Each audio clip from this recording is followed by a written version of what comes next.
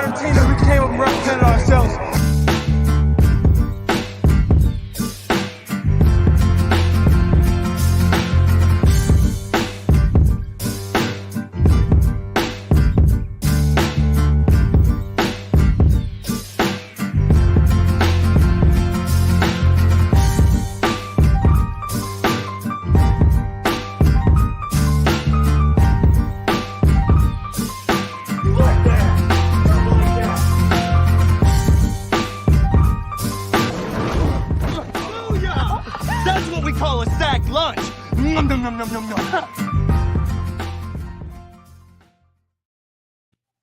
What's up, everybody?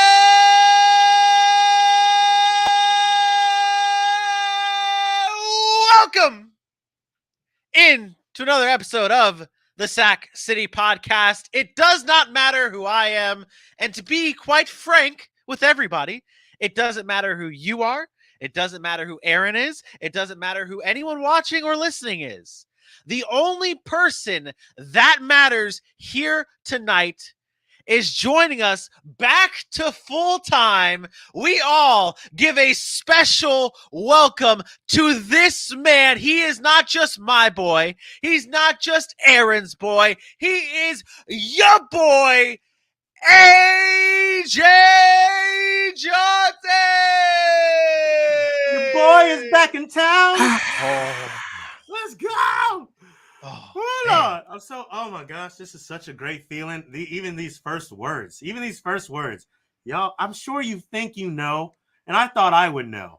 I had no clue how hard it would be to listen to y'all do the show every day, to watch y'all do the show most days, and not be a part of it, not give my takes, and just be swamped with life. I finally got a little bit of time back. In a couple weeks, I'll have all my time back, but from this day forward, unless circumstances arise that I can't take care of, your boy is right here. Here. Yep. Here. Here. Yep. Everybody knew. It's cool. What is up, everybody? I am the one and only Vinny Milani, joined, of course, by Aaron the Mukes Mukes, and again, most importantly, your boy, AJ Johnson. We have a great show ahead of us. Episode 12 is underway. It's a beautiful March 30th.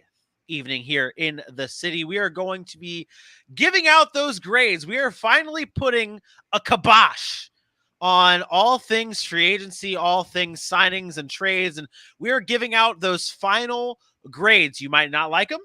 You might like them. If you don't, let us know in the chat or in comments or post or whatever it may be. Let us know what you think. And before we get into it, AJ, there's a reason why I have been saving, I've been doing the social reads as of late, because I've been saving the special moment for a special somebody to roll back in here and see if you can get back into the flow. AJ, tell them where they can follow us at.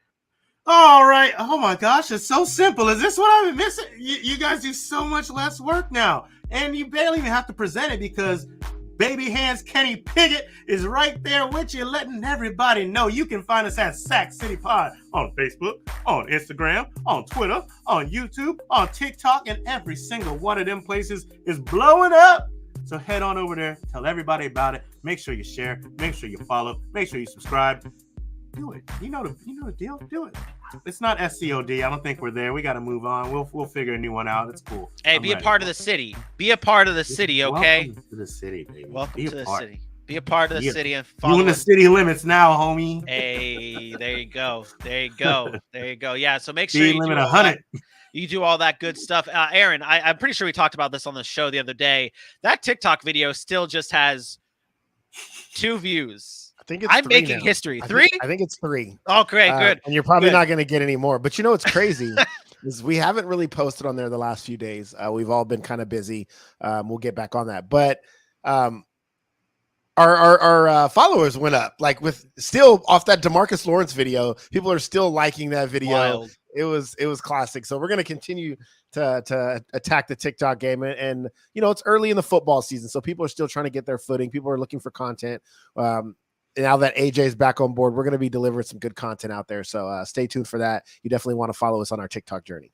Yep. I all know exclusive. things. All exclusive content on there. And of course, be sure to subscribe to us on YouTube if you miss a show or want to go back and watch it. We have very easy to view clips on our YouTube page. If you have the time to go check it out and watch all the great stuff that's on there. Yeah, we've got a great show ahead of us, though. We're going to be doing those grades. Let's get in to a little news and nugs. Calling it quits. After 13 years, Malcolm Jenkins has decided to retire from the NFL after playing with the New Orleans Saints and the Philadelphia Eagles. He's a 2-time Super Bowl champion, 3-time Pro Bowler. Aaron, will he be missed? Definitely, man. 2019 Walter Payton Man of the Year nomination. He co-founded the Player Coalition for Social Inequality and Racial Inequality, and he's only missed one game from November of 2013 because of COVID. 2,651 straight snaps. Unbelievable. The New Orleans Saints have announced that Taysom Hill will move permanently to tight end after signing Andy Dalton to a 1-year, $3 million deal. AJ, what are your thoughts on this move? It's a good decision. They tried. He made agreements to be a quarterback and try his best, and in the end, it didn't really work out. But he's too good of a player to sideline. Just like Dennis Allen said, if Jameis is out there playing quarterback, I don't want Taysom Hill standing on the sidelines. Get him in at tight end, make him a utility player, and see if you put in the best offense on the field. Let's throw it back. The Eagles and the Tampa Bay Buccaneers are bringing back their throwback jerseys. The Eagles last wore their Kelly Green jerseys back in 2010. The Bucs last wore the Creamskulls in 2012. Aaron, how excited are you to see a little throwback action in 2023? I love this. The Eagles went away from it because of the helmet issue, but my favorite jersey of all time is that creamsicle Tampa Bay. Despite them going 0-26 to start their journey as an NFL franchise, I love the throwbacks. Bring them back. The Baltimore Ravens are locking down John Harbaugh to a 3-year extension. Harbaugh has gone 148-96 in his time with the Baltimore Ravens. How important is Harbaugh to the success of the Ravens, AJ? Oh, absolutely. I mean, you see the faith they put in him after an 8-9 season. They extend him to 3 years. They know with Lamar there at quarterback, they can do some great things together. We're talking about the 2019 AP Coach of the Year, one of the best coaches in the league. The Ravens are going to be just fine with him at the helm. And now, last but certainly not least, the NFL approved the new overtime rule that allows both teams to get a possession in the postseason in overtime. And there's a lot of hate.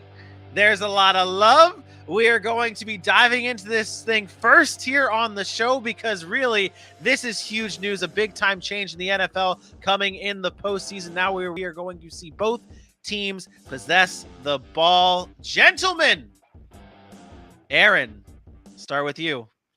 How are you feeling about this new overtime rule?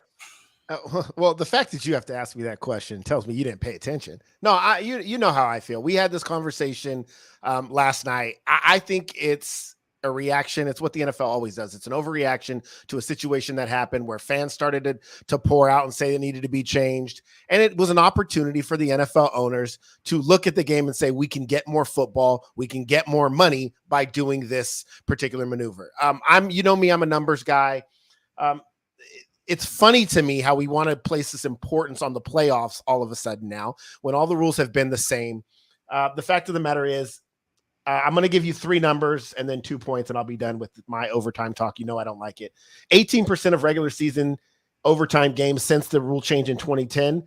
18%, the first team that got the ball scored a touchdown.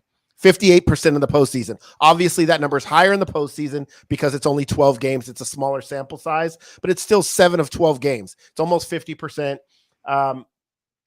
Nobody complained when the Falcons were down or when we're up 28-3 and the Patriots came all the way back, went into overtime, got the ball, and the Falcons never got the ball. You know why nobody cared?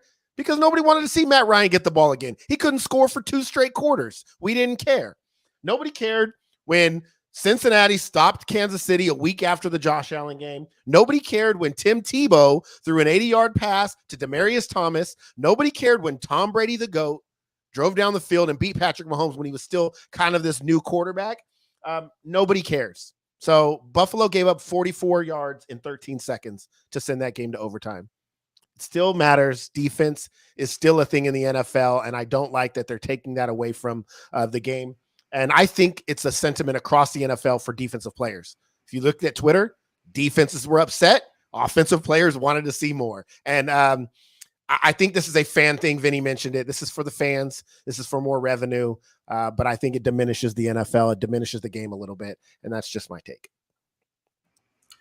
Aaron, it's my first day back. I'm not going to come in here and just go at you or anything. Honestly, I'm just happy to even get a solo. That looked good. That's a good solo. You had a lot of good points. I'm not going to dive into the numbers. I know your research is unmatched in most cases. I will first go with what you were saying about the games. Nobody cared when Tebow threw that 80-yard pass to Demaryius Thomas because it was new. It was fun. It was exciting. It's like, that's how offense should be played. If you think about it, from that moment on, the way the offense has taken off in the NFL has been something people have marveled at. With Kansas City and Tom Brady, a lot of people cared. To me, that's when I remember that was the first time people started talking about this rule, because you wanted to see a guy like Patrick Mahomes, who had just had an MVP season, thrown for 50 touchdowns, get the ball back and see what he could do against the GOAT Tom Brady. That started that Tom Brady baby GOAT rivalry. The Cincinnati game, that's where people were like, well, this is how it should be played. Everyone talking about last week when Josh Allen didn't get the ball back, look what Cincinnati did. That was said on multiple fronts. So I think you hit on some. I think you missed on some there. What I'm going to say here is I do think it's a good idea. I understand that if you're going to do it, go all the way. The postseason only is a little wishy-washy. But as we alluded to, if they decide to do that and it works, then they will probably extend it into the league. I think about it this way because football is one of the only sports where it is on one side at that point in time. In basketball, the guys playing offense are playing defense. In hockey, for the most part, the guys playing offense are playing defense. In baseball, they don't get it over when the top of the inning's out. They still get the bottom end if the other team is up. In football, the offense is on the field. The defense is on the field. If the defense messes up, the offense had nothing to do with that. And when you're talking about a championship on the line, I don't mind that the other team at least gets an opportunity. I like the fact that they didn't want to go back-to-back and sudden death happens immediately. That's how I think it should have been. But the fact that both offenses get a chance to protect their shot at a trophy because they made it to the playoffs, I'm okay with that. I like what you said there with the fact that you brought up how baseball has top of the inning and the bottom of the inning, even in overtime. And we talk about how football is a true team sport. Well, this is a true team thing here, where you're allowing both sides of the ball to get a chance to win or lose you that football game here. I like this discussion. We'll have to table this discussion for maybe Friday's show, Fun and Games Friday. We'll have a little bit of a debate segment. I guess you're going to have to tune in and find out Friday at 8 p.m. Eastern time right here on Facebook, YouTube, and Twitter. And, of course, Belly Up Sports TV.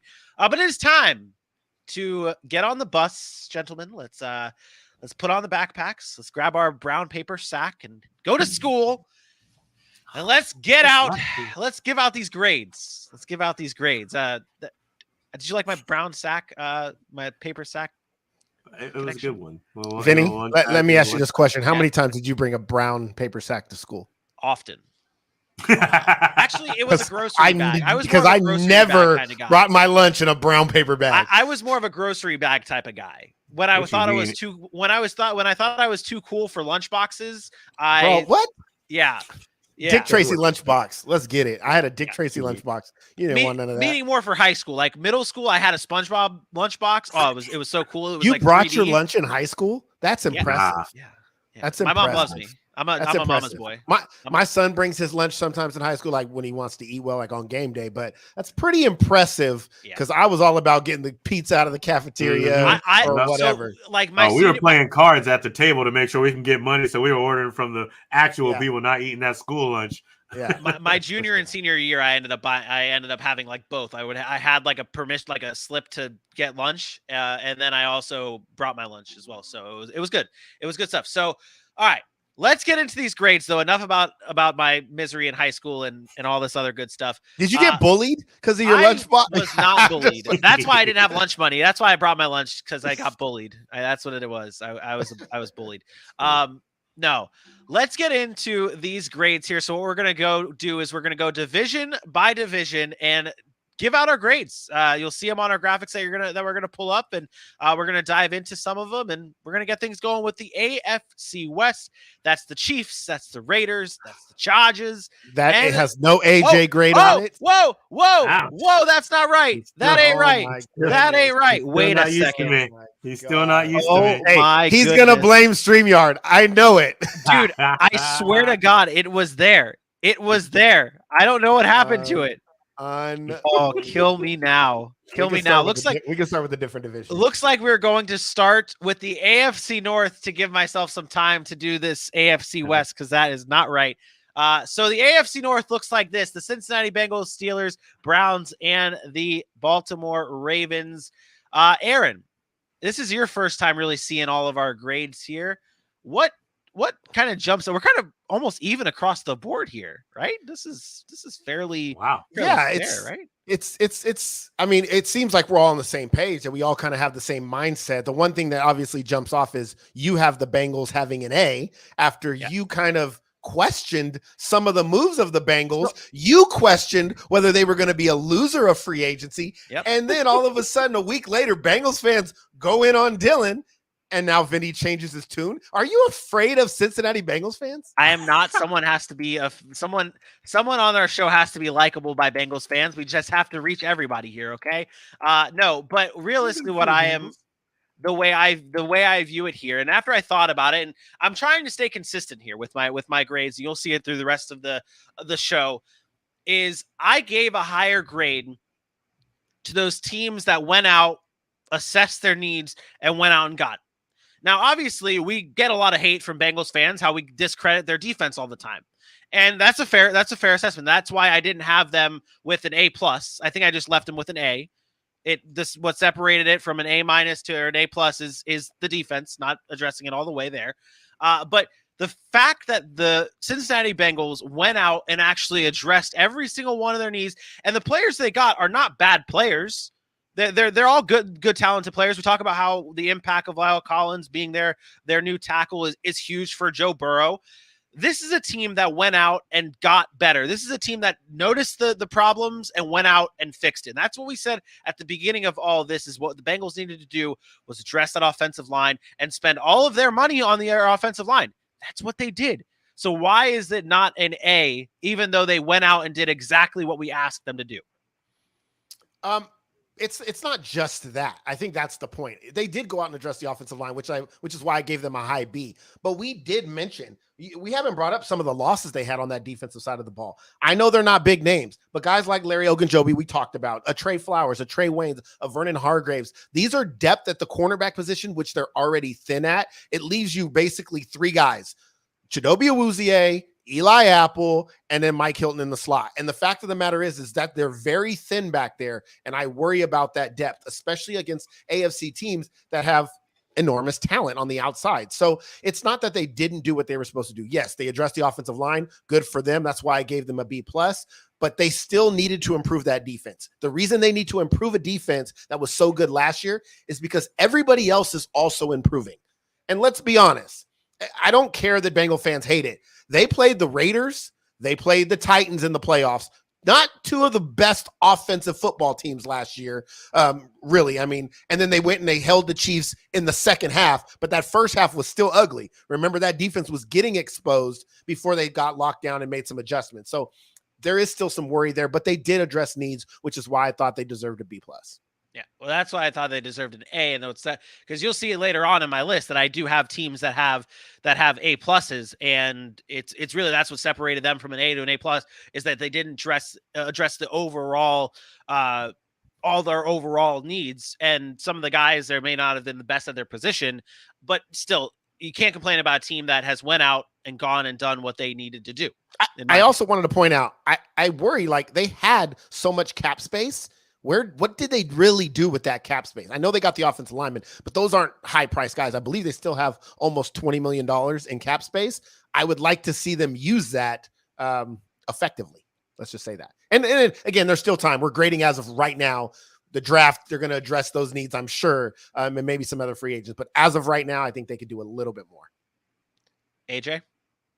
I'm right there with Aaron. That's why my grade is as you see it there. I thought they needed to do more with that defense. As good as their defense was, I said it multiple times last year during the season. They're very opportunistic. You know, they made good plays when they needed to, and that's what separated them from some of the other defenses that are probably right on their same level. It's great that they were able to get that offensive line headed in the right direction. It's great that they brought back BJ Hill. I think he's a good guy for them. Franchise tagging Jesse Bates, but that secondary is going to need a lot of help. Eli Apple had to go out and tell people he'll be back stronger because he knows how bad he played last season. They need more, and that's just a fact of the matter. The offense of the NFL is getting better by the second, and if you don't have a defense that can, stay back in the backfield in the secondary that can hold their own, you're going to have problems, and you're certainly not going to make it back to the Super Bowl with those three guys as your main cornerback. Let's not even talk about injuries. Yep, I agree.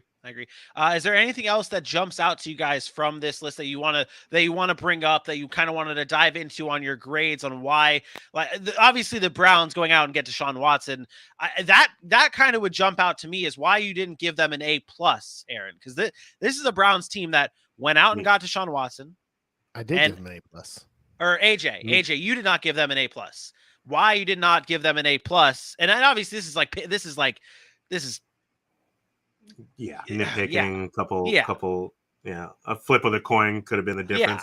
Honestly, it's more just I didn't really give many people an A+, and there could be multiple reasons. And part of this was Deshaun Watson's great. That's what got them the A. Amari Cooper helping that A for me. Fact of the matter is Deshaun Watson's probably going to sit out 6 to 8 games, if not 10. And of course, for their future, that's going to be great. I think they needed some more help on the offensive line. Now they let go of J.C. Treader to get Deshaun Watson. Their defense is still questionable. What are you doing, Baker Mayfield? There's just some questions still around their team. I'm happy for what they did do, keeping David Njoku as well, but there's just some questions. You had to just blow me completely out of the water. And then if I want to be completely honest, I mean, I'm a little salty, man. The Falcons were the last team in the running. How the hell? Yeah. Now we're getting to the real. Wait. This is like the conversation we had on the other day, Vinny. Now we're getting to the real root of the problem. It's a little homerism here because he did not get Deshaun Watson. I started there. That's what it is. That was the first thing I put down, and then I went realistic with it. So it's the smallest part. I'm not. I became the fact a of the realist matter after I felt it.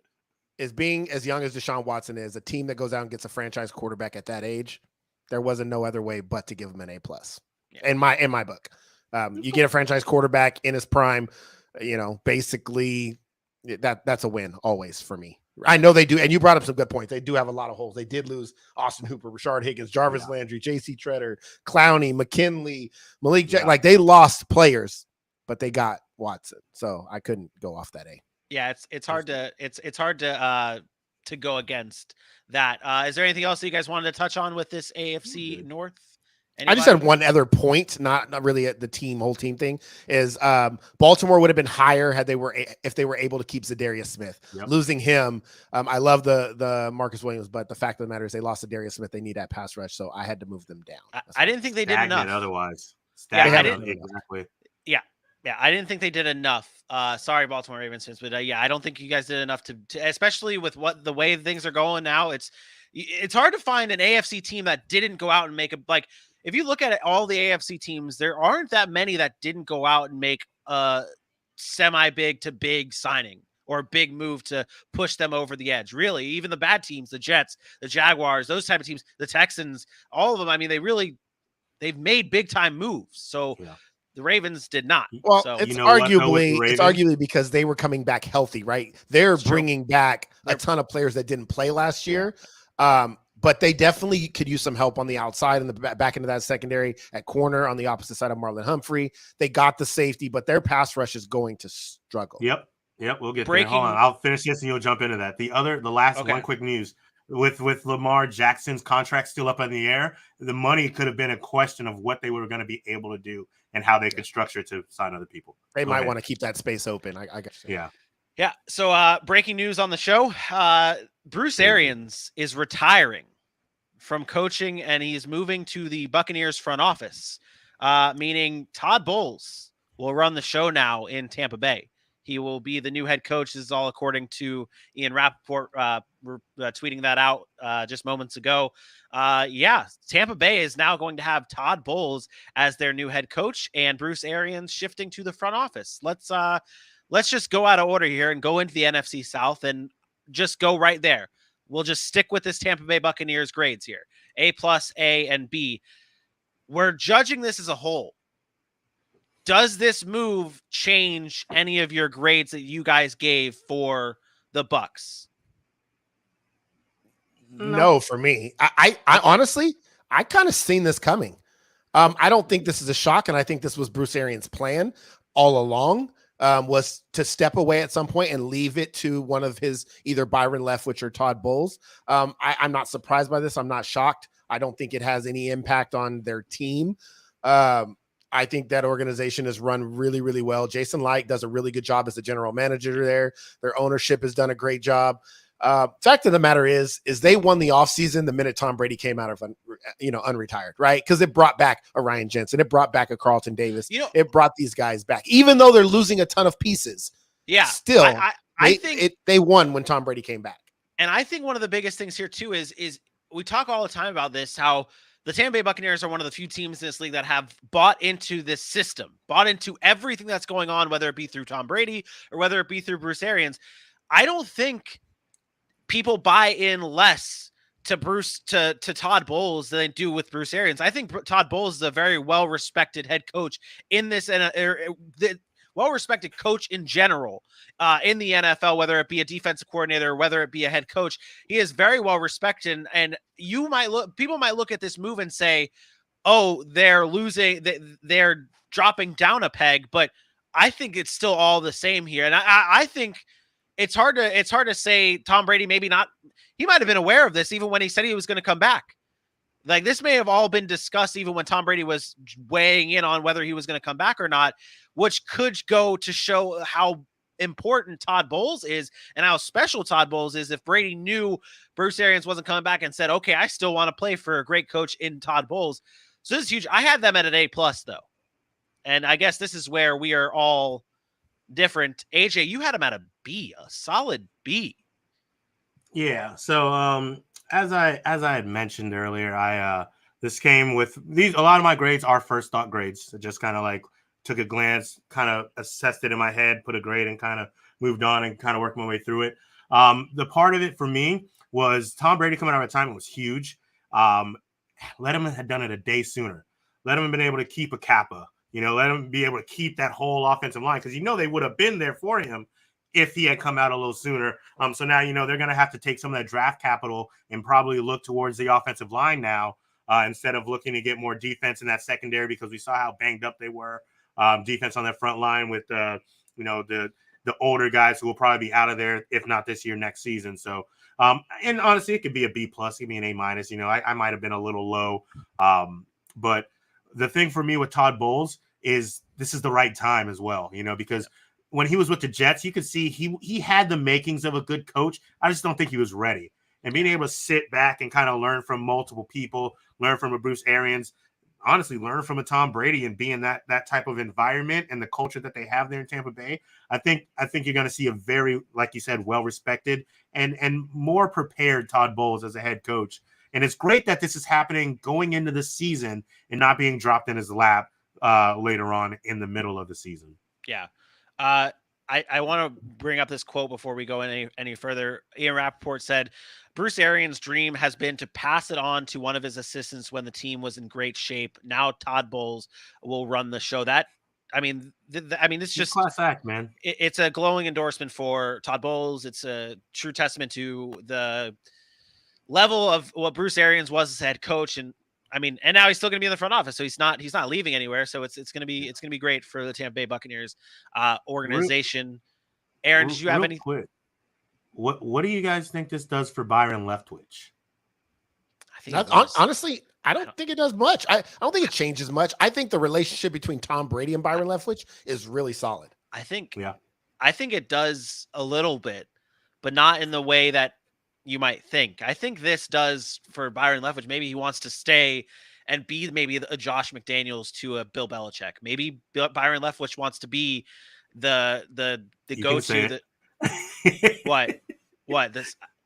If you don't say, you don't say it. But if you do, it's all good. We got you. I was gonna, maybe he just wants to be that guy who helps lead this great offense into the future and wants to be the, I don't want to say side. I don't want to say sidekick, but why would you want to go away from Tom Brady? Like, as an offensive coordinator with that stature, he can he can coach offense as long as Tom Brady plays, and then he can decide to go be a head coach somewhere if he wants to. I don't think this changes Byron Leftwich's trajectory as far as coaching career or path he's really on. He had some looks this year, but I don't think that was a right fit for him, and I think he'll be fine. Yeah, he's young. Yeah. Agreed. Let's finish off these NFC South here real quick. AJ, buddy, there's something. See what happened. There's something glaring here. You guys are you're just a homer, man. No. All right. So what happened here? Go ahead. You can put us all on the screen. We know what you're talking about. Let me for our audio listeners who don't understand what's happening because they can't see the graphic. AJ, I guess audio. If you're listening to this on audio, I feel bad because I didn't even go through all the grades, which I probably should. AJ has given the Atlanta Falcons a C, while myself and Aaron have given them a big fat F. AJ, explain yourself. So if everyone could take a second and look at their keyboards, C and D and F are real close to each other. And, I think when I was putting my fingers down, I think I just missed the button. Oh, so you're retreating. Okay. So as you said earlier, or as I said earlier, I didn't give many people A+. I also didn't really give anybody Fs. The fact of the matter with the Atlanta Falcons is this is the second year in a row that they were pretty strapped for cash. They just took a $45 million cap hit by trading away Matt Ryan, and they were able to do some small things. Auden Tate will finally get a chance to show that he's a good football player, not a great football player, not a number one. Losing Russell Gage was huge. I understand that as well. Losing Foye Oluokun, I think that's huge. We'll talk about that when we get to the AFC South. So let's get to the part where they got a C, though, and not an F. Right? So I'm like, they lost this guy. They lost Matt Ryan. I love the fact that Cordero Patterson's going to be back. I think he can still work well within our offense. Damien Williams is not a huge name. We never get a second huge name for running back, but we've seen him do some solid things. I like Auden Tate as a receiver. I followed him since he was at FSU. And let's be honest, we have the best kicker in the league now again for 5 years. Young Hoku gives him a C by himself. Okay, so did I make you believe it? No, you didn't. You made a very good point, obviously being strapped for cash, right? That's so hard in their situation. But this is my issue. You move on from a Matt Ryan, and I know they're trying to do right by him. You move on from him, but you're still eating the $40 million. Like, I would have rather received zero compensation from the Colts. Like, I don't care. We don't need a draft pick. Just take some of the salary, right? So you can free up that space. And they didn't get any of that done. That's part of the reason why guys like Amari Cooper and them were let go or were traded. The other teams were taking on the cap hit. I would have liked to see that. I also didn't like the loss of a Russell Gage. Bigger, there were things outside of even Atlanta's franchise's control. Calvin Ridley being suspended a year hurts. Losing guys like Oluokun and Dante Fowler. They just didn't add anything. Marcus Mariota is a cool little ad to kind of be a stopgap. I could not give them a grade, which is why they got an F, because they didn't do literally anything. I got a question for you, though. Because you and I both gave them Fs. If Atlanta drafts a quarterback in the first round this year, does it get bumped up? Depending on who, yeah, of course. When they start Kenny to Babyhands Pickett. When the draft is over, Vinny, of course these grades are going to look different. We are not talking about what is. We are talking about what is. Not necessarily, though. The Atlanta could have a shitty draft and it stay at an F. A shitty draft is only going to be us saying these players are not good. Okay. If they address the position, because they have so many holes. If they draft an offensive lineman, we're going to be like, great. If they draft a receiver, we're going to be like, great. If they draft a quarterback, we're going to be like, awesome. They draft a tight end, I'll quit. They need it. I will leave. Yeah. Unless they go draft 7 tight ends, then we're in trouble. But dial on. They'll be fine. It's just right now, it can't really give them a good grade because they haven't done anything. Yeah. Fair enough. I will say, lastly, I think they rushed Marcus Mariota because they just freaked out that there's not many people left to go get. And like I said, I don't want to go into this season with Felipe Franks or AJ McCarron. Marcus Mariota has at least started at this level, has shown some flashes as a Raider, and I think can work pretty well. So I don't think he's like, we got a quarterback, but it's better than us going if we went in with Felipe. He'll be fine. He's a good stopgap. Yeah. So for the rest of our NFC South, Aaron and myself gave the Saints a C. AJ was generous and gave them a B minus. And then it was for the Carolina Panthers, a C plus, a C, and a B minus. Anything jump out to you, gentlemen, or you want to move on? Good to move on. Good to move teams on. were kind of, whatever. AFC West we go. Back to the AFC side with AJ's grades actually there. A lot of consistency here. A lot of consistency here with this AFC West, because this was the division that went out and made the moves and got better. And just about every team in this division got better. The only thing I'm interested in here talking about is AJ giving the Denver Broncos a B plus, while both Aaron and myself, again, on the same page at A plus. You gave them a B plus. You didn't even give them an A. You didn't even give them an A. Vinny, you got my grade wrong. First of all, my grade for the Broncos is not an A. It's a B plus. Really? Wait, what? Yes. So it is a B plus, and I'll explain. Oh, it's a B plus in there. Yeah. I think there was a little bit of an overreaction for the Denver Broncos offseason moves because they got Russell Wilson, which is, a great franchise quarterback. I'm not knocking that, but he's also a franchise quarterback that's not the same age as Deshaun Watson. He's obviously older. He's a little bit more beat up and played in the league a while. And then we talked about the Randy Gregory perhaps being a little bit overhyped. And that was the only addition they made on the defensive side of the football. You talk about, they did add DJ Jones and guys like K'Wan Williams, but nobody really big. They lost Kendall Fuller. They lost Melvin Gordon. They lose Bryce Callahan, Kareem Jackson, and Teddy Bridgewater, who's a sufficient backup quarterback. I think they did a good job, but I don't think they rise to the level of some of these teams, especially for where they finished last year. They were not in a tough division. They were not in the playoff race really after like week 13 or 14. And they got a lot of work to do still to kind of overcome some of those other teams in that division, even though I do think they're playoff worthy with their talent they have. I still think they could have addressed some other needs, especially defensively. Yeah. That's literally what I would have said if I went. Like, I don't honestly, Russell Wilson is in a different conference. I don't know how much you can say he improved on a roster. He's got better weapons right now, arguably.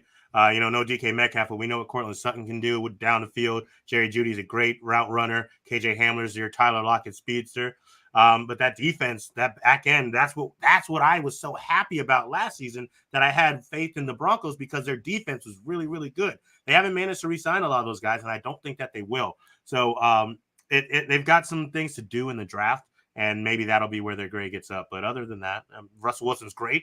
It's another team that has been looking for a quarterback forever, and finally have gotten one, because the way quarterbacks play now, he's got some time. It's not like he's on his way out. He's not where Peyton Manning was, 4 seasons and done or anything, but he is much older than Deshaun Watson, as Aaron alluded to, but still a very great quarterback. They just have some work to do to make sure he's getting what he was expecting when he moved to Denver. And they have a new head coach, right? Who's an offensive guy, right? After losing a defensive guy who had that defense playing really well last year. So you wonder how that is going to translate coming into the 2022. Yep. One last thing on this AFC West that I wanted to bring up, though, is, and obviously, yes, your grade is still wrong, is just the Chiefs in general. How you got this is? I have the Chiefs at a C plus, not an A plus. Why did you change that? I didn't change it. Why it's is in C there. plus? Yes, this is not the right graphic. That is 1,000% not the right graphic. It's my fault, everybody. He was very excited that his boy was back on the show. Yeah, he was flustered and mentally. That's okay, because you can make it after, and I can put it in there when I go to post this. But the Chiefs had a C plus. Let's be real. You lose Tyreek Hill, you lose Tyrann Mathieu, you lose Shavarius Ward, you lose Austin Blythe, Mike Hughes, Kyle Long, Darrell Williams, who is a good running back. Melvin Ingram, who was big for them last year, and Anthony Hitchens, who's one of their better linebackers, which they kind of lack at. I don't know how you say they really did much outside of bringing Juju, MBS, and Justin Reed at this point. It was decent. I mean, they tried to address some needs, but that cornerback position is going to be a struggle for them right now. They're really hurting on the back end in a really good division. And then I also worry about they bringing in Ronald Jones helps, but losing Darrell Williams I don't think people realize how good Darrell Williams has been for the Kansas City Chiefs. He's a really, really solid third down pass player, pass protector. He's kind of been a security blanket for Patrick Mahomes over the past couple of years, and they're not bringing back Jerick McKinnon either. So you hope Ronald Jones can come in and do some things, but Ronald Jones was never really great in the passing game. And now you have a Clyde Edwards-Helaire who hasn't been able to stay healthy. What do you do there? So, I don't think they did much. And the biggest thing is you get rid of Tyreek Hill and you think some cap space opens up. And I would think that now they would go maybe try to get a Wagner, maybe try to bring back a Tyrann Mathieu. And I haven't seen that yet. And we'll see what happens in the draft. But as of right now, I didn't think it was very, very impressive for what the Chiefs did.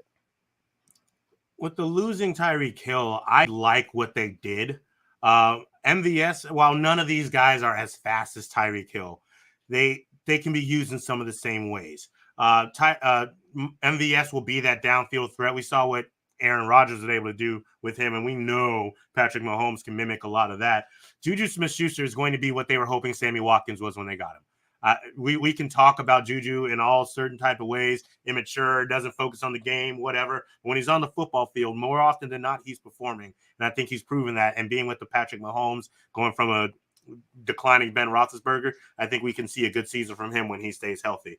I believe Ronald Jones won't need to be used in the passing game as much. I think CEH will get to do that role a lot more. And I know you alluded to him staying healthy. We hope and we assume right now, because we want to see it, that this will be the year that happens. Eventually, these guys come out of college young, get hurt a little bit, and then they find their footing in the NFL. Their bodies mature, whatever it may need to be. So I think they get to use him a lot like that. And Ronald Jones just needed to be unleashed. Every single time we thought it was his backfield, somebody else came in, and I mean, you're not going up against a Leonard Fournette.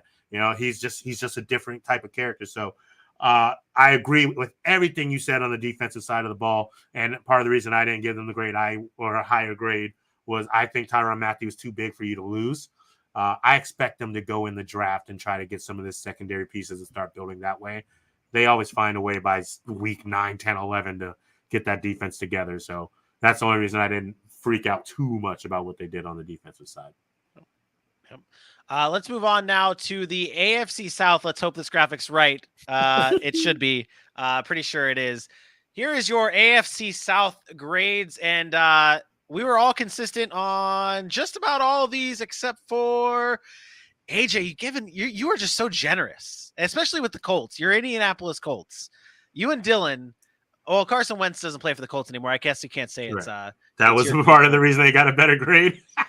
Okay, so they got a better grade because they upgraded from Carson Wentz to Matt Ryan? Well, not even the Matt Ryan part. Honestly, it could have been. The only way they would have got lower is if they did not get a quarterback at all. The fact that Carson Wentz is gone gave them a higher grade, and then they got a veteran. And sure, that's what they've been doing for the last couple of years. And I mean, Phillip Rivers was able to make it work. I think Matt Ryan's good enough to keep them to not lose that last damn game to the Jacksonville Jaguars. I'll tell you that. Man, they're still going to lose the game in Jacksonville this year. You're not wrong. Matt Ryan's definitely an upgrade, but I will say this: the reason the Colts don't get a good grade here, the reason they get I believe I gave them a C-, it's they got bumped up because they traded Carson Wentz because they got rid of him and bringing in Matt Ryan. But really, you have to look at the landscape of the AFC. Does Matt Ryan make that team a Super Bowl threat? I don't think so. All those great quarterbacks in the AFC and the rest of the team, and then you have a team that has so much cap space, and the two moves they made was 2 trades. Yannick Ngakoue was great. That's awesome. And Matt Ryan. But where's the money? They spent $40 million. They're saving money by getting Matt Ryan because they're not paying that salary. What have they actually done? They haven't signed anybody. What is, I don't get, I get the whole Colts are cheap thing, but this is beyond cheap. This is like, you know what? We see all these good players out there. It's embarrassing. We don't want any of them. We don't want any of them. And then they lose guys like Mark Lewinsky. Eric Fisher already on that offensive line. Their line's gotten a little bit weaker. Matt Ryan's a statue. They just didn't address anything. So I give them credit for getting Matt Ryan, which is an upgrade, and Yannick Ngakoue, but all that money they had is kind of wasted to me. So that's why they got a C- for me.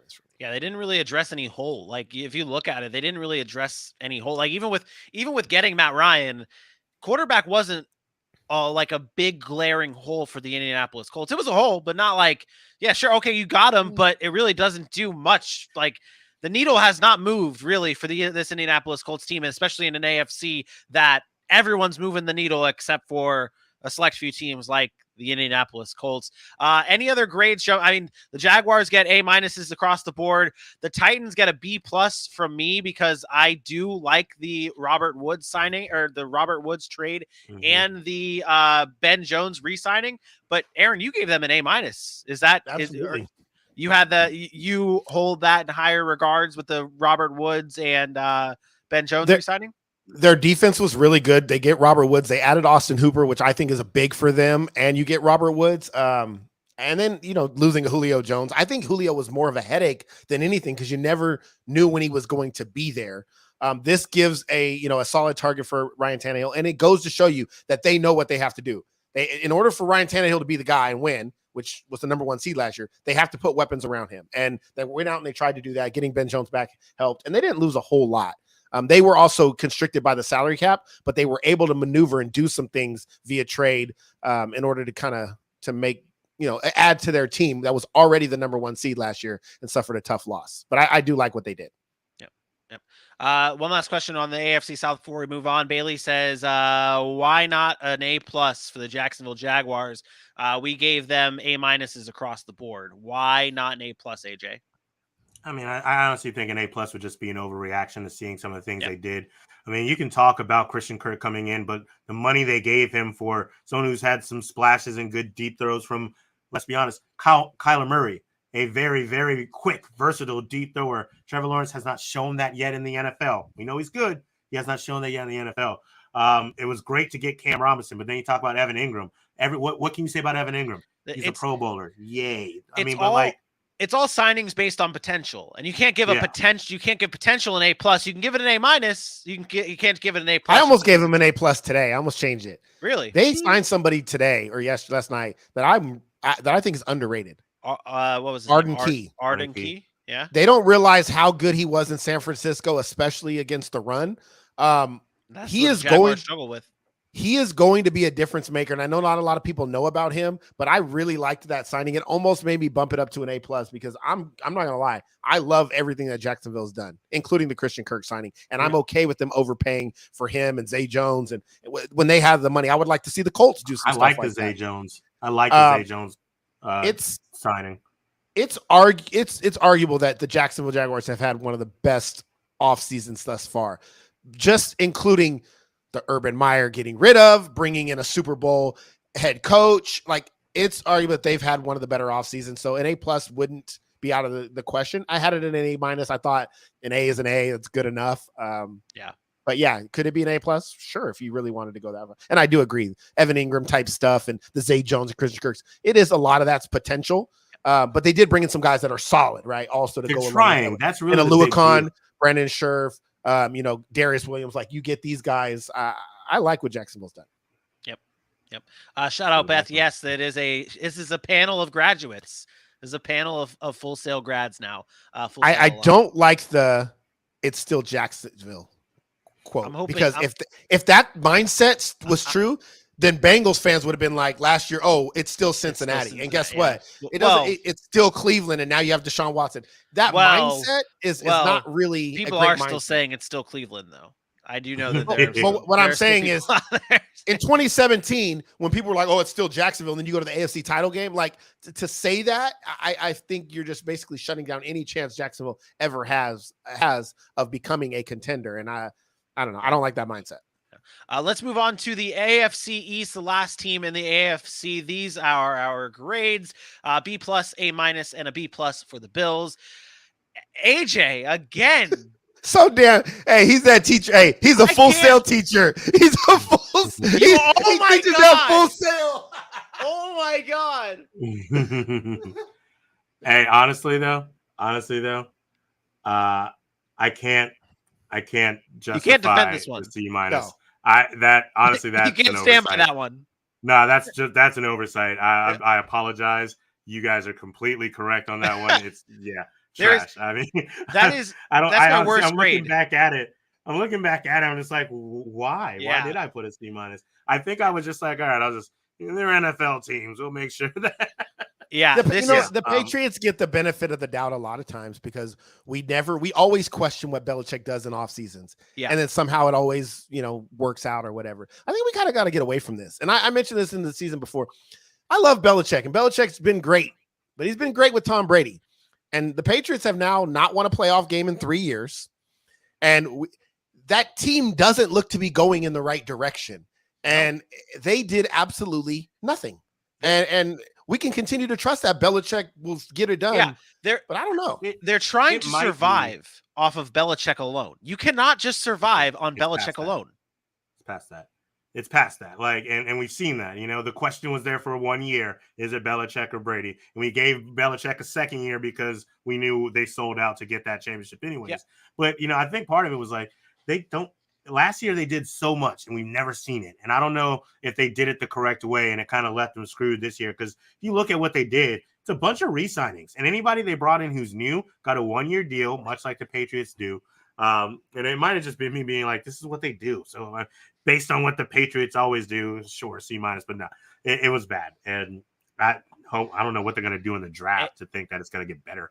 AJ before the show was like, some of my picks were just really fast judgments, but I got some substance behind it all. I can back it all up. I can back it all up. Except for this Patriots one, there ain't no backing it up. There ain't no back. It'd make for good conversation. So, Aaron, you gave Fs freely. You never you have a bunch two. of no. But I'm just saying, like you have a few Fs, but there's no lower than an F. No, this is my worst grade out of everyone. There is no such thing as an F-, Vinny. So I know I get your point, but there is no such thing. I got an F- in high school. Okay, so you back off. I got F-. There is no such thing as an F-. Yeah. If I were to give a percentage grade, this would be a 10%. The New England Patriots get a 10% grade here for their shitty offseason. As for everybody else, though, it's A+ for the Dolphins, and then an A you can A+ that. I just didn't hit triple that. A+ for the Dolphins, and then they did the damn thing. the Bills. I know, Aaron, you are high on the Von Miller signing. Is that why the Bills get an A- for you? No, I wasn't high on the Von Miller signing. I thought you had that as the best signing. No, that was Dylan. I said that was going to be like the most overhyped. I don't know. Anyways, we'll get it. Von Miller was a great player. So bringing him in a position of need, you got to give him a bump for that. But I think they made some underrated signings in Jamison Crowder, in OJ Howard, especially when you lose guys like Emmanuel Sanders and Cole Beasley, older guys, and you bring in a guy like Jamison Crowder, who's a really good player when he's healthy. I really like that. They brought in more offensive line help and Roger Saffold. I think they already had a good team, great team, and they just added to it. They're going to be right back there for me. I thought the Bills did a hell of a job this offseason. Okay. It'd have been even better had they got J.D. McKissick, but then when that fell through, they went out and got Duke Johnson, who's another versatile player that can kind of play some of that role. So add some more running back depth. I really like what Buffalo did. Yeah, Buffalo did a good job.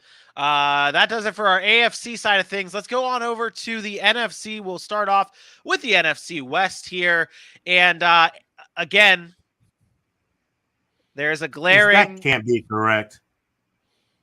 That is that can't correct. Be correct. You gave them... This is definitely correct. I didn't mess this one up. The only one I messed up was the AFC West. You gave the Arizona Cardinals a B. And you did. You did. And Aaron, I don't know how you did this. I don't know how you did this, especially in the NFC when most NFC teams did nothing. Most NFC teams have literally done nothing. Yep. And it's reflected in Arizona. So I do know that one big thing I really enjoyed for the Arizona Cardinals, I think the signing of Will Hernandez was big. I think that's the type of guy that they need on that type of offensive line. I'm still a big fan of Zach Ertz. I know a lot of people have soured on him. He had the one down year in Philly, but Philly was a train wreck at that point in time too. It was hard for damn near anyone to succeed.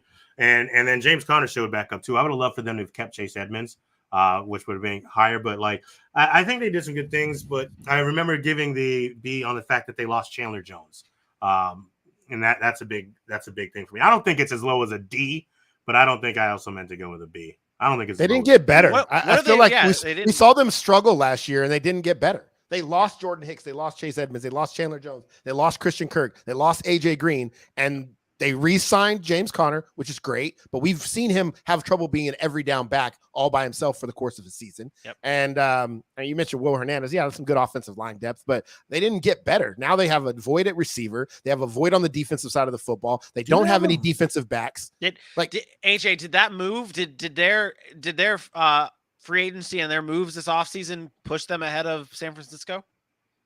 No, I wouldn't say that. Did it push them ahead of the Rams? Well, the Rams are on their own. That's what I'm saying. Did honestly? Let me just take a gander back at your grades here.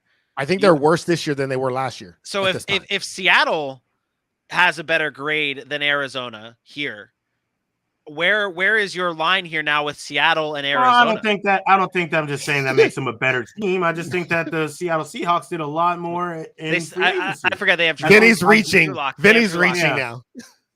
Yeah. I'm sorry. Just what Seattle did in free agency is more than what Arizona did. I mean, getting those picks alone, adding a Noah Fant talent, keeping Rashad Penny, keeping Quandre Diggs was huge for me. I thought it was a foregone conclusion he'd be gone. So to have him and Jamal Adams still back there where you don't have to focus on some leaders on the defense now that Bobby Wagner's gone, I think that was kind of huge. With the Cardinals, I mean, I could go lower. I don't think I would go as far as a D, but I could go lower. And you guys make some good points. They did not get better, but I didn't see them getting better in the first place. And I think a lot of the big deal is they have so many issues going on in their front office right now. I don't know if their eye was completely on the ball in this free agency period, trying to work things out with Kyler and Cliff and making sure that they're on the right track for this season coming up. And that's why they get a D, because I don't count in-office discussions between players as free agency. No, but what I do count for is them not getting any better. And if they don't get any better, they get a D. I don't give a shit what the excuse is. They didn't get better. I mean, that's what it is. I mean, that's plain and simple for the Arizona Cardinals. Everywhere else, the Niners get a C across the board. Aaron, you gave the Rams a B or a C plus. What you didn't like their offseason? I mean, they didn't do anything. They signed Allen Robinson. That's true. They lost Robert Woods. They lost Odell Beckham. They lost Von Miller. They lost Sony Michel. They lost Darius Williams. They lost Austin Corbett. They lost Sebastian Joseph Day. They lost Johnny Hecker, and Andrew Whitworth retired. They didn't Did better. OBJ and Sony Michel sign somewhere else? No, they're free agents though. Yeah, so they don't have them. They don't have. They're not on the Rams roster. You don't get to claim somebody that's not on your roster. I feel like. You know what? Hey, put Bobby Wagner on Dallas. I'm going to claim Wagner. He's not signed. It only works if they were previously with the team. Oh man, make no sense. We're in the dead period after the draft. After the draft, but they have to sign those guys. I get you. In order after the right draft, now, they haven't signed them. I would imagine after the draft, you're going to see Sony Michel back in LA. And I would imagine OBJ. OBJ is a questionable one. I don't think Sony's back. Tear. I don't think Sony's back. I think that's the only one. OBJ I can see. I can't see Sony. I mean, they don't really need to sign Sony Michel back. Yeah, right? they don't. Darrell Henderson and Cam Akers, but they only got $8 million in cap space, so they don't have a ton of flexibility. Yeah. Like to say they're going to do this, they're going to do that. Everybody thought Bobby Wagner was going to go to Dallas, and now Dallas is out on Bobby Wagner. So. Yeah.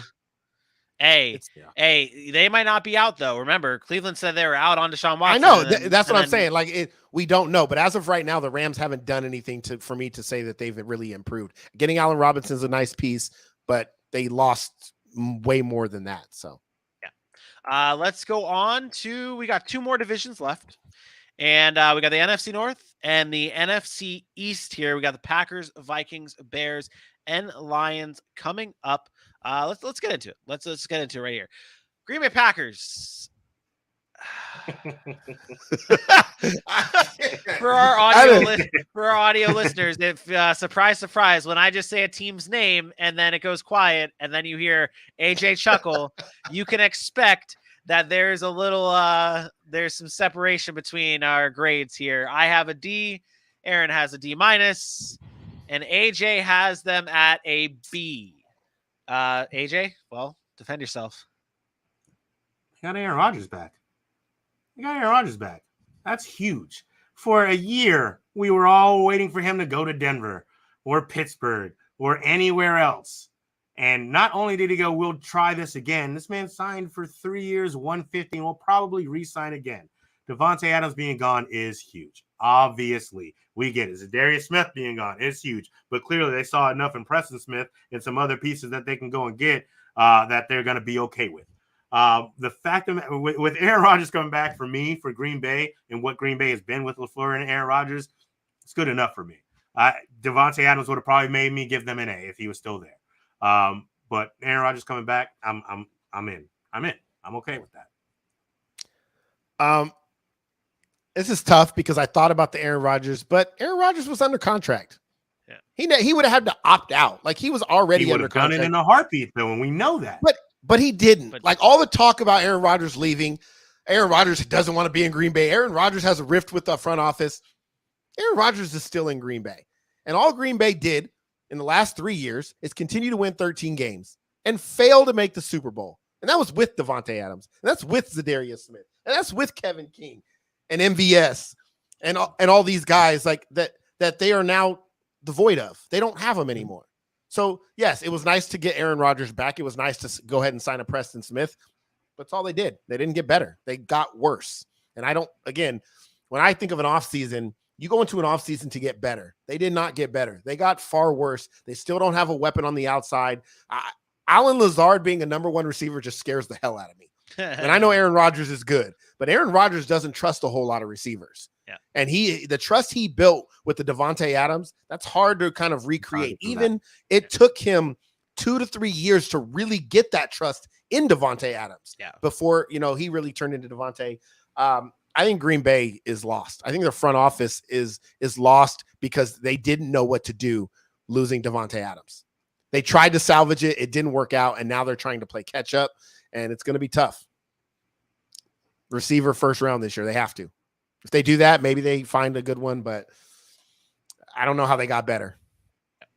Yeah. They couldn't beat the 49ers with these guys. Yeah, and now they're not going to beat the 49ers with these new guys. Well, who knows? We'll see. The rest of the NFC North here, though, C's around the board for Minnesota. AJ giving a C to the Bears while there's 2 F's standing next to him. AJ decided I'm going to come in here and honestly, blow shit up. C is my F, bro. C is my F. Okay, got it. If I put a C, it's probably because I got an F. Because honestly, I went back and just kind of looking. I was like, in what world? Yeah. And why? I apologize for 2. It was that Byron. Hey, it was that Byron Pringle put him over the top on the Bears. Hey, and I'm sorry, Beth. I see you're all happy that it was an accident. I did not mean to be nice to the Bears. Maybe you know what it was. Matt Nagy's not there anymore.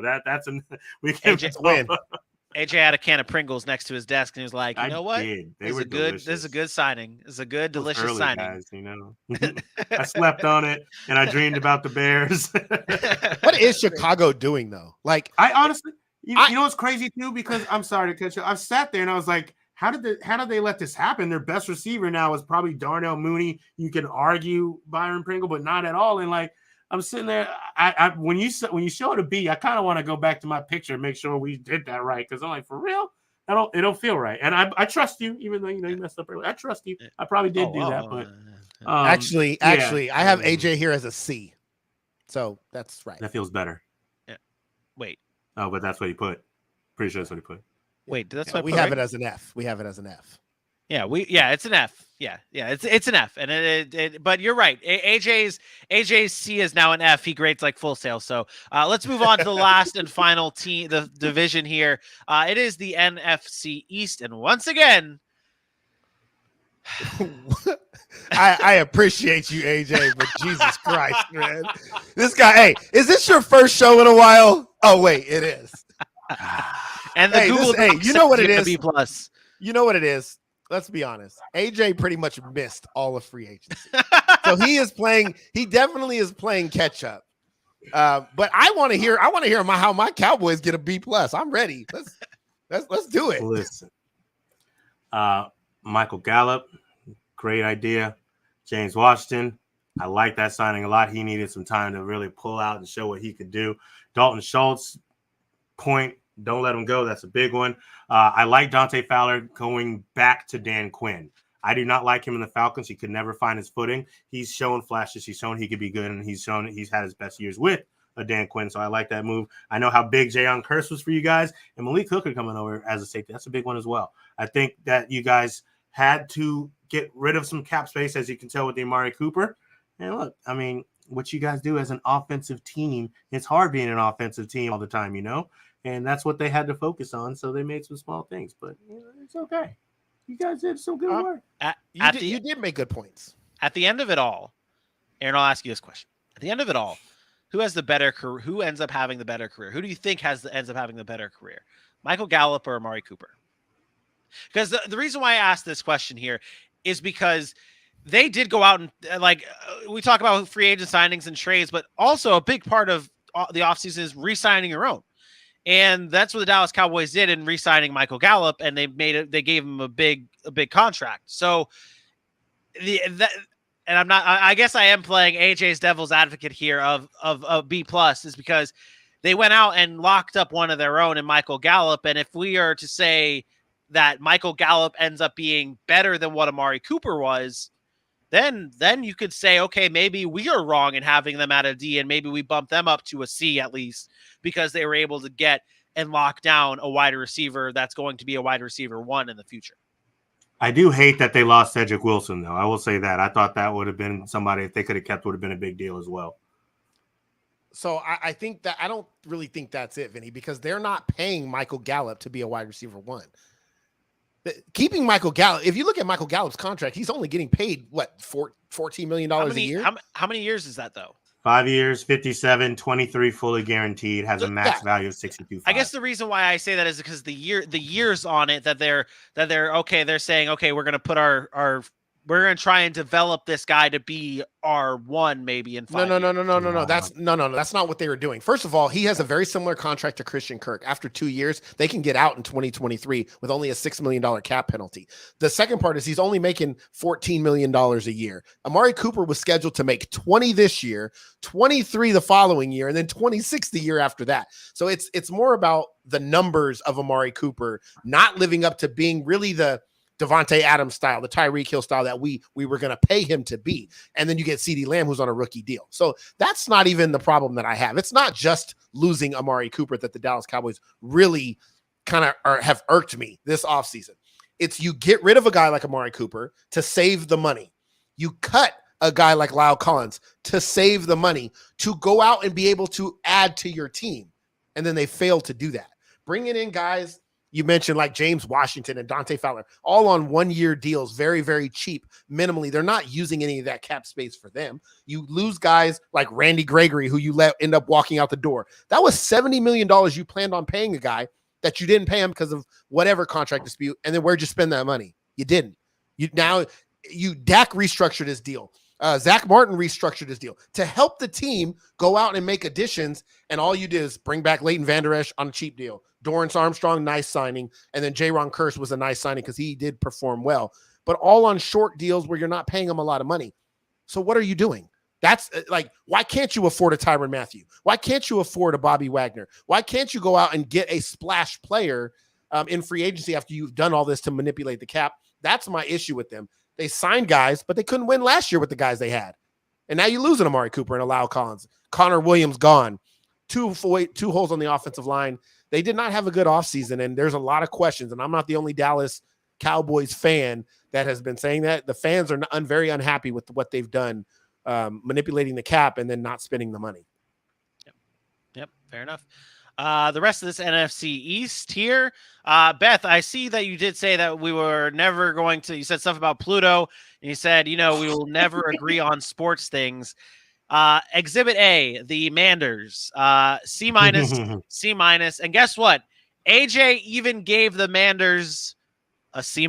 So across the board, there is some agreements with sports things. And then there's the Giants, who, in all fairness, I could have given them a C+ because they got what was that offensive lineman that they got? What's his name? Mark Lewinsky. Lewinsky, yeah, that guy. I guess that could bump it up to a C+, but again, I didn't see much improvement from the New York Giants for me. Well, they also got John Feliciano, which was big. Another offensive lineman. And they got Tyrod Taylor, who's a really good backup. Yeah. Hopefully he'll be the starter by like week 3. Yeah, Tyrod's gonna be the starter eventually. But let's put a bow on this. Is there any other notes you guys have in your notebook for grades and all this good stuff that you guys wanted to bring up? Yeah, I'll stay right there in the East. I have the Eagles, and I gave them a D+ like the Cowboys, and it's very similar. I like the Hassan Reddick signing. They bring back, Fletcher Cox. That was nice. But they didn't lose much on their team, but they didn't gain much either outside of the Hassan Reddick. I thought they could have done a little bit more. I don't know their salary cap constraints, but not really going out and trying to get another weapon on the outside for a guy that we're still trying to determine is our franchise quarterback. I thought that was kind of a misstep by Philly. I think they're kind of stuck on what they want to do. So I didn't really like what they did outside of the Hassan Reddick signing. And I thought that was good, but is that a game changer for them? I don't think so. Yeah. I also like the Kaiser White signing for them though, too. And that's part of the reason I was giving them they stayed true to what they are. If there's one thing about Philly, when they weren't getting good on offense, their defense was finding out how to make things happen from that front seven and making time for that back seven to stay correct. Kaiser White's going to come in and I think be a great piece next to a Hassan Reddick and behind a Fletcher Cox and a Derek Barnett. I'm with you with the fact that the receiver they went out and got was Zach Pascal, who came up in okay times in Indy, but nothing. I think you notice how I didn't even say his name. Right. Philadelphia Eagles should be the one team that has like a room of wide receiver scouting talents only. Like all you do for your entire life is look at wide receivers because they can't get it right ever. And it's something that really does need to be addressed if they want to be a force to be reckoned with, because the East is always up for grabs and they haven't been able to take hold of it since they won the Super Bowl again because they don't have the weapons that they need. Yep. And with three first-round picks, they better hope to get at least one, hopefully 2 or 3 right. And speaking of that, we'll be covering the draft. We'll be beginning our draft coverage all next week, starting off with Monday. We'll have a draft prep show. Maybe it'll be a mock Monday. Maybe AJ will get us a mock, and we'll do a mock Monday for that. We will see. But either way, that does it for another episode of the Sac City Podcast. We'll be back again on Friday, live at 8 p.m. Eastern Time, right here on Facebook, YouTube, and Twitter for a Fun and Games Friday, not just with myself and not just with Aaron. AJ returns to Fun and Games Friday. It is going to be great. You're not going to want to miss it. Don't forget, head on over to all of our social media platforms. Follow Kenny Baby Hands Pickett to our Facebook, Instagram, Twitter, YouTube, and our TikTok at Sac City Pod. For Aaron the Mukesiah Mukes and for ya boy, AJ Johnson, I am me. We will see you Friday. Peace out.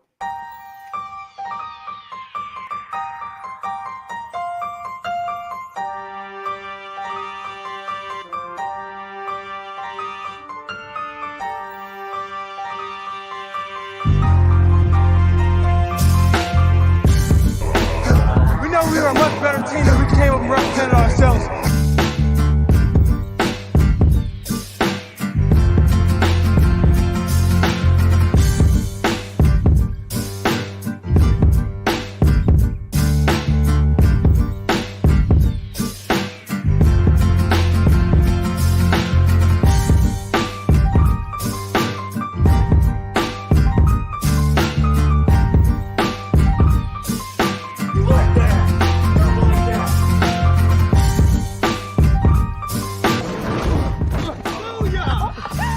Call a sack lunch. Nom nom nom nom nom nom.